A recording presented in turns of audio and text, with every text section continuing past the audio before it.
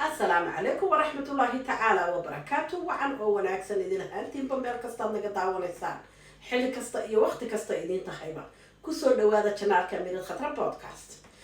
كليبكم حانو صودو رقا قار كودا بلا نقن كابلا أشحاء تعال قبلها الصوماليين عيبا كودا وريجيان أيان كليبكم لغو تلقى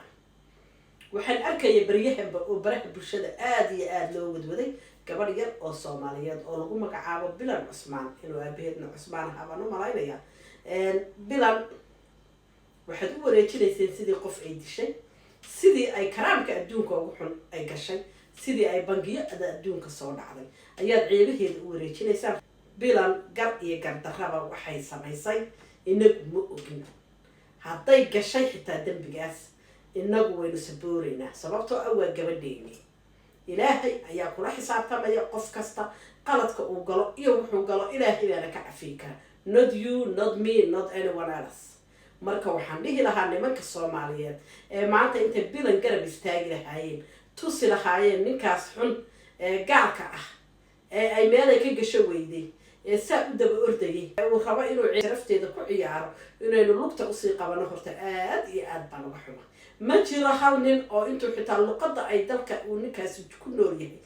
waa degan yihiin Soomaali yaqaana ku difaaca gabadha Soomaaliyeed ku difaaca community ahaan Soomaali ahaan islaamnimo waa leedinka waayay haddaba isagu meeshuu doono ha kala dhaco afaaraha Bilan idinka maxaad u wareejinaysaa maxaad support u sameyn weydeen aad u saboori weydeen gabadhiina Soomaaliyeed Bilan dambiga la leeyahay way gashay ugu weyni waa ilmo ayay dhashay okay ninkaas laba sano la noolay ilmo ayay dhashay weeye dambiga ugu weynaad ku haysataan maalin walba qaladkaas adduunka ayuu ka dhacaa Bilan uguma horeyso haddii ay jirtaba iyo haddaanay jirinba Bilan uguma horeyso wax ilmo dhalay u malaymaayo inayba jirto haddayba jirto arrintaas in lagu soo eedeeyay Bilan maxaad u odhan weydeen gaal oo dhami waa garac aduu gaalo is aroosta xagaad ku aragteen markay 3 cunug dhalaan iyo markay 5 dhalaan bay is aroosaan hadday rabaan haddii kalena 25 years and living together ku jiraan saamo foono sama idin garan bay ku wada nool yihiin horta gaal aan garac ahayn bay idinku ma aragteen waxa aynu ku dhex jirnaa waa wada gurgo ana hadda idin sheegay kulligood meher la'aan bay ku dhasheen soo ma idin fahmin maxaad xitaa intaa kaliya ugu saboori weydo oo doodan weyday war adiguba diin kristaan aad haysataa Soomaad garan diin kristaan ayaad haysataa diinta kristaanku waxay diidaysaa xitaa in meherka ka hor wax la dhalo diinta kristaanku ma ogola meherka ka hor in wax la dhalo xitaa soo ma idin ogin dadkan iyaga diintaba ka tagay oo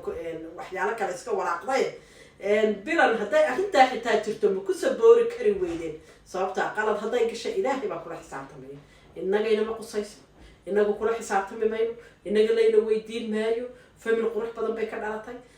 famil sharaf leh ka dhalatay anigu dambi walba ay gasho iyada gabadhayda ah iyada sabooraya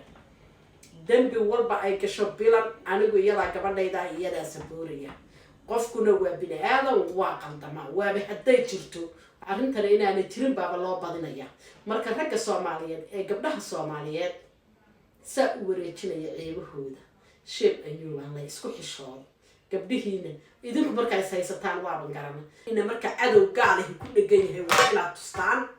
waa inaad tustaan inay garab leedahay inay rag la dhalatay inay rag ka dhalatay maaha inaad idinku dadka uga soo horeysaan waa nasiib darro inaad ragga uga soo horeysaan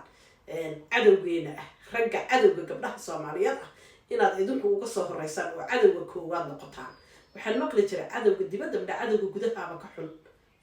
cadowga dibadda cadowga gudaha ka xun midha walaalayaalo raggii Soomaaliyeed cadowga gudaha ay noqdeen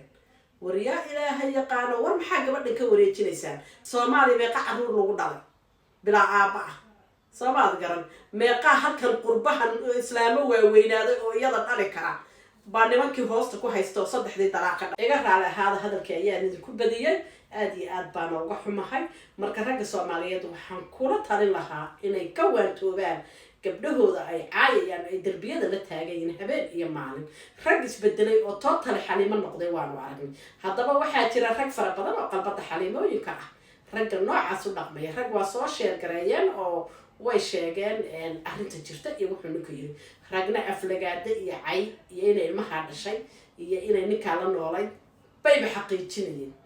dambi aanay ogeyn bay dusha iska saaray oo ninkaasi afka u geliyay haddaba haddii lagu soo tuuro qof moos adoo arka aad isku taagtid oo ku sanbargeer xatid waa iska tan oo kale dambigii gaalku lahaayo dhan iyagaa horta ka rugtay gebigooduba nin Soomaaliyeed baa ka reebtay